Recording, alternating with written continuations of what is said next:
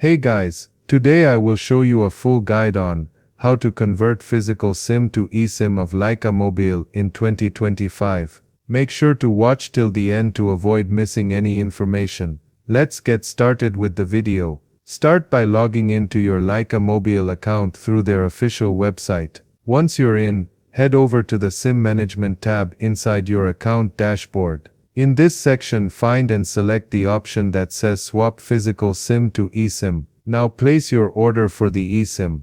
On the SIM swap page, simply follow the prompts to place your order. After your order goes through, you'll receive a confirmation email containing a QR code.